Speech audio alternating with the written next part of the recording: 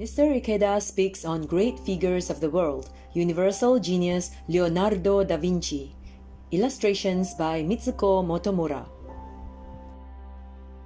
If we look closely at the world around us, many wondrous and interesting things are happening everywhere. More than 500 years ago, questions such as, how do birds fly? And why do rivers flow? Inspired the great Italian artist Leonardo da Vinci, 1452 to 1519, to continue studying. Leonardo was known for being a painter, a sculptor, as well as a scientist, an engineer, and a philosopher. He was talented in many fields, and this made him known as the Renaissance man. His famous painting, the Mona Lisa, has captivated the hearts of people worldwide. A bronze statue of Leonardo stands in the lobby of the central tower of Soka University in Tokyo, watching over the growth of the students. In June 2015, an exhibition titled Leonardo da Vinci and the Battle of Anghiari, The Mystery of Tavola Doria, hosted by the Tokyo Fuji Art Museum, is being held in Japan. It is receiving a lot of attention because some of the works featured in this exhibition are being displayed in Japan for the first time. Today, let's learn the secret to how Leonardo became a multi-talented genius. Leonardo da Vinci was born in a small Italian village on April 15, 1452. Because his parents had different social standings and could not marry, Leonardo was taken under his father's care. He had a very lonely childhood because he couldn't see his mother and also lived apart from his father due to work-related matters. Leonardo was raised lovingly by his grandparents, but he seemed to have difficulty getting along with children his own age. Even so, Leonardo had many friends, many of whom he met while walking through the forests.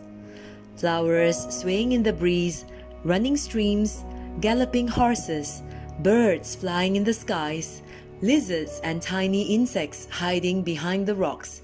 All these and more were his friends. All of them were moving and living.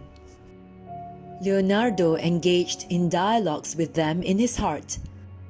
He also made very detailed, precise sketches of all these friends.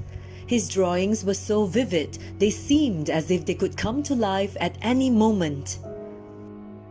Because Leonardo loved to draw, he was sent at the age of 14 to apprentice with a famous artist in Florence, Italy's cultural capital. He was exposed to various works of art, including paintings and sculptures. Leonardo concentrated a lot of energy on sketching. He drew everything he saw: buildings, scenery, and people, sometimes spending days on a single sketch. After several years, it is said that his skills surpassed those of his mentor. He said, "The mind of the painter must resemble a mirror, which always takes the color of the object it reflects.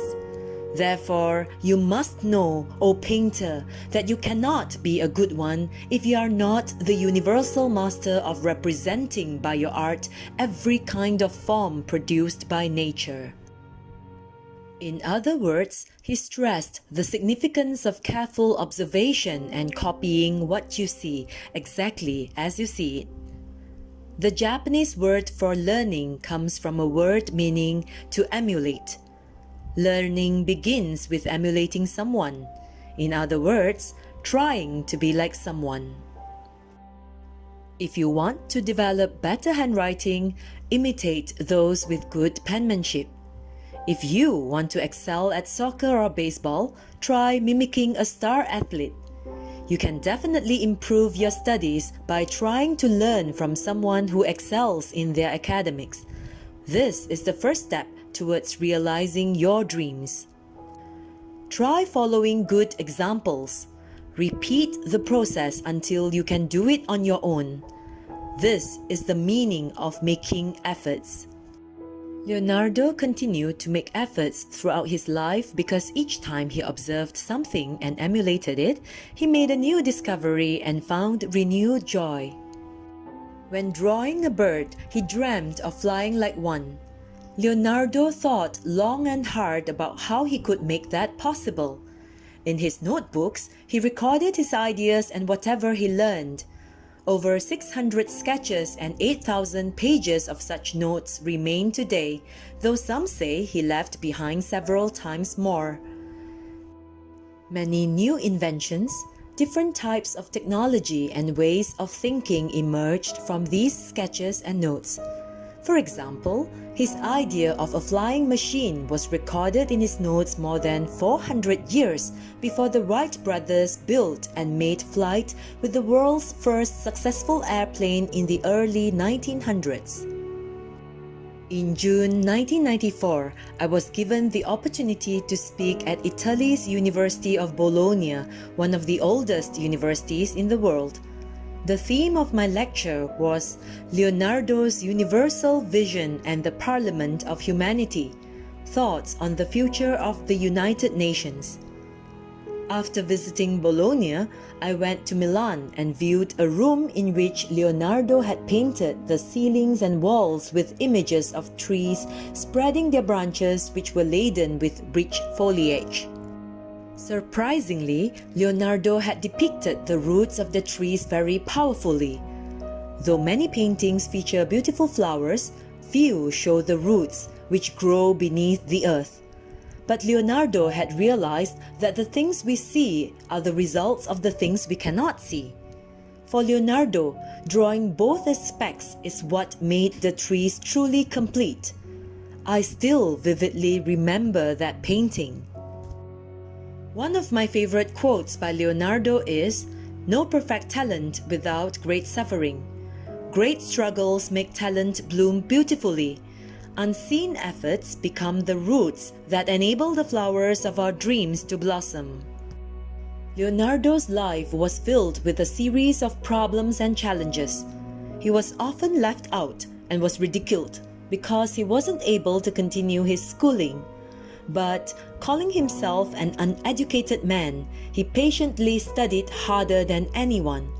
He took delight in exerting himself and learning subjects that related to everyday life. He also read books on various subjects. The multi-talented genius who developed his abilities in so many areas was actually a genius of hard work. He was brilliant at learning from different things. He was gifted at making discoveries and studying tirelessly. I can't help but be reminded of you, my young friends of the future division, as you strive your hardest to become Leonardos of the 21st century. I am sure that Leonardo looked with excitement at the world filled with so many interesting things and an eagerness to find out everything he could about them. I hope you will also be eager to learn everything you can, directing your gaze to many things such as books and nature. Today again, try examining your world carefully and enjoy learning about it. As you do so, you will start to see the bright future that lies ahead of you. From SGI Newsletter number 9372, dated 23rd of March 2016.